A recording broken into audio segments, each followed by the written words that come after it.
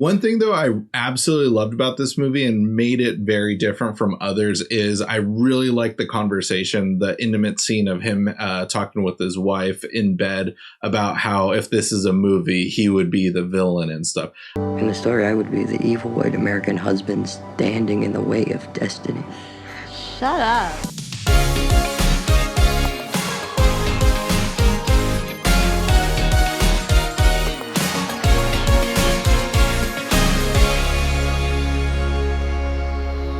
What's up, YouTube? Drive-By Movies here, and you're watching Fresh Releases. My name is James. My name is Blaise. And today we're checking out the new A24 film, Past Lives. That means there have been 8,000 layers of inyan between them. Want you to stay. Want you to stay. Past Lives is Celine Song's directorial debut, and it is about the story of Nora and Hae Sung, two deeply connected childhood friends that are wrested apart after Nora's family emigrates from South Korea. 20 years later, they are reunited for one fateful week as they confront notions of love and destiny. So this is, like I said, Celine Song's first feature. This is, I wouldn't say this is necessarily hyped up, but I feel like a lot of the reviews coming out of this movie were very positive. So I felt like we had to check it out. James, what do you think of this A24 feature? Yeah, I went in very excited.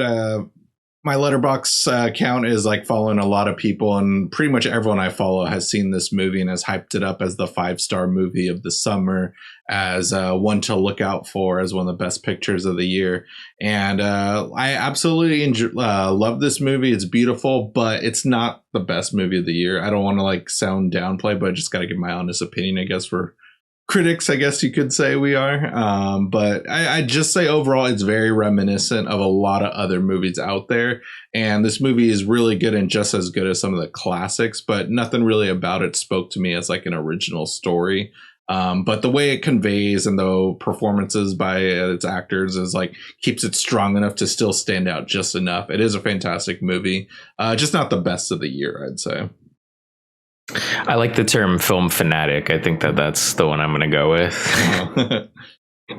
But anyways, yeah, I agree with you there. I think that this film definitely has been getting a lot of hype, especially on Letterboxd. A lot of the reviews are very positive. I really enjoyed aspects of this film.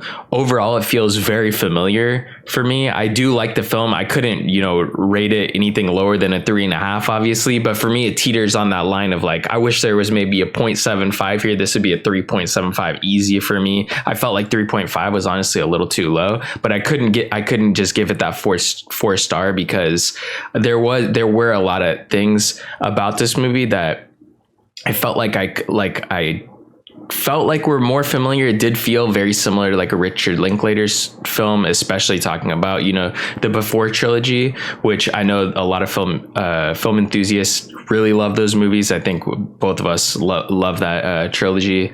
I'm sure it's going to be a quadrilogy at some point and maybe even further beyond that. But yeah, I felt like there were aspects there that this film kind of like almost relied on those films to set the groundwork, because I feel like this film's only 90 minutes, which I love the runtime, obviously, but it does feel at times like it's trying to do way too much with the short runtime, where I don't feel the relationship so much between those characters. Maybe not believable is the right term, but I didn't feel as enthralled in their relationship being so cosmically intertwined, I guess you could say. Yeah, I guess I would have loved to have seen some more development between their relationship at like 24 years old. So there's 12 years old, 24-year-old, and 36-year-old versions of them. Like roughly, it's estimated. It's 12 years apart each part of the story overall in its 3 different acts. Well, actually, the first act I wouldn't even say is really, or them as kids, I wouldn't even say it takes up the first act of the movie, I'd say. But overall, though, it's like intertwined between those. And I would have liked to have seen a little bit more development, because that's when the hot and seriousness of them kind of develops to where it feels like, we're intending to be together and hopefully get married one day. But because it just all of a sudden ends, and then as we jump forward and stuff, I really like the time jump and into them in their 30s and stuff, and seeing where they're at in life and seeing that the feelings are still there. I forgot the term that they use within the movie for past lives overall. What was it again? I think it was called Inyan. So that idea is like basically that anyone that you encounter, any chance encounter you have, essentially means that you've encountered somebody in a past life, or maybe multiple past lives. But the person that you're supposed to be, destined with, essentially you've interacted with, I think 8,000 times. Like almost you've lived your love story with them multiple times, or maybe not every time, fully committed to love, but there was a greater interaction, I guess. I honestly loved all that, and I know that that's a big part of Korean culture. That's a lot of people do believe in that. So and it's funny because we see Nora even say like she doesn't really believe in it, and earlier in the film when she's explaining the concept to Arthur, her future husband at the time, who's played by John Madro, which honestly, I think anytime I see John Madro appear in anything, like honestly, I think he always does a great job. We loved him in First Cow, which we've also talked about on the show, but yeah, it was cool to see him in a little bit bigger of a role, but I'm still waiting for that movie where maybe he gets a larger role than this. Yeah. One thing, though, I absolutely loved about this movie and made it very different from others is I really liked the conversation, the intimate scene of him talking with his wife in bed about how if this is a movie, he would be the villain and stuff.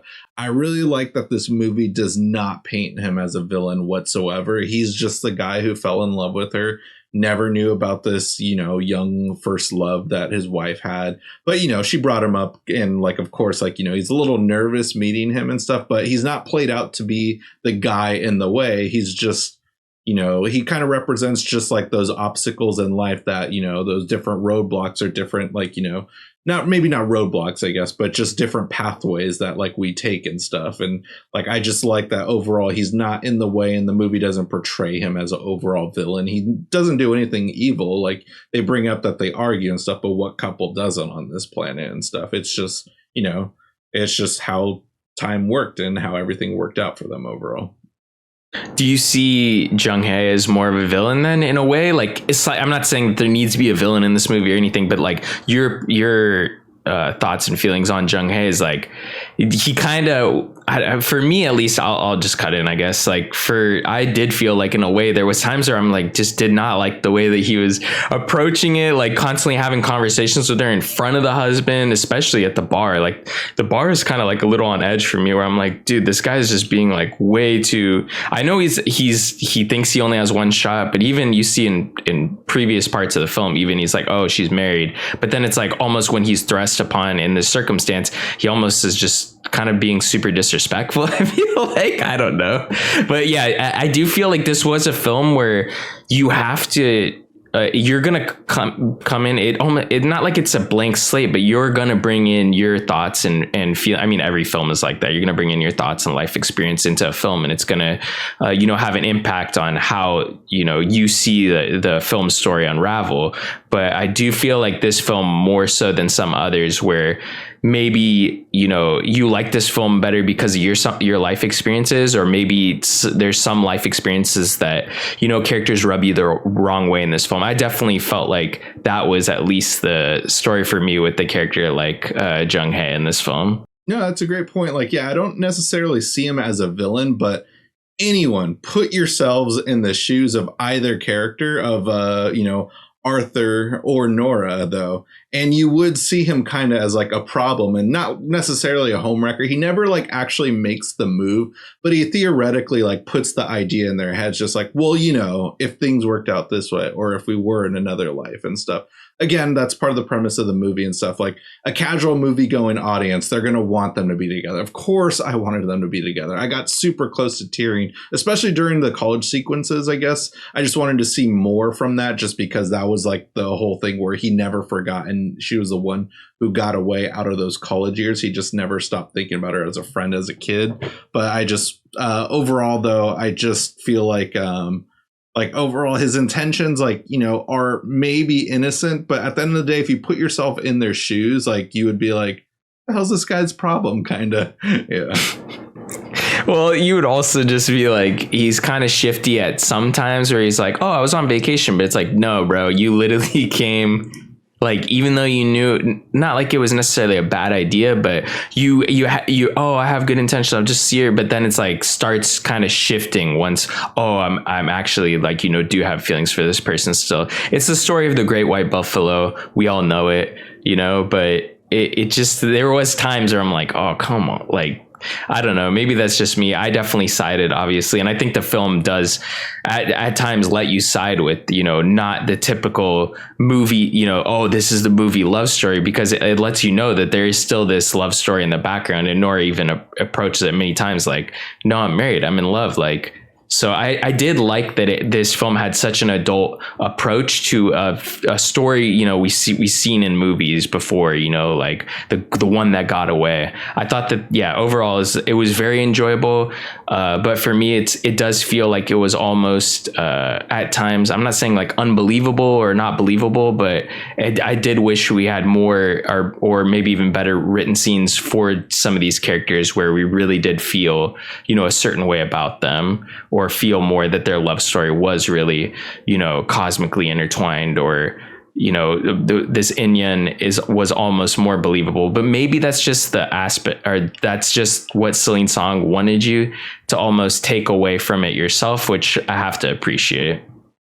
Yeah, it's definitely a relatable movie, and just the aspects of like, that first crush or your first love within your life, maybe like that idea of like, oh, maybe I should check to see what they're doing on Facebook and stuff too. Like, it brings up a lot of those just like easy things for anyone to relate to.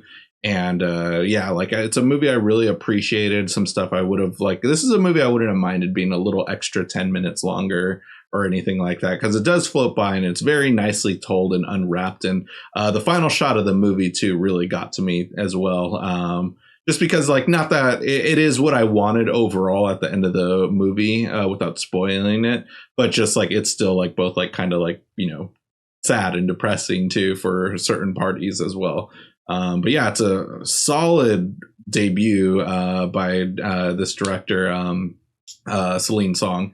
And like, 824 definitely like, put out a great movie, even though this doesn't really feel like an 824 movie. Not that like it. Like, it's just like it feels a little bit more mainstream for them, which is nice, I guess. It like more digestible. Yeah, definitely. I feel like this is cool that they found this filmmakers and helped produce their first and help them along their journey for their first film. So you have to, tip of the hat to 824. Yeah, so, be sure to let us know what you thought about it. It's still playing in select theaters. Maybe that's just in LA, but be sure to catch it there. You can also rent it on demand right now. A great way to help support the shows by watching it through our Amazon affiliate link in our description box below. And do that. Leave a comment telling us what you thought about the movie. And if you guys haven't already, go ahead and smash that like button, hit the subscribe button, and click that notification bell to get all of our latest updates. And if you can't get enough of us here on YouTube, be sure to catch all our social media links down below for Instagram, Twitter, TikTok, as well as our own personal Letterboxd accounts. That'll conclude this week's episode. Tune in next week for a brand new video.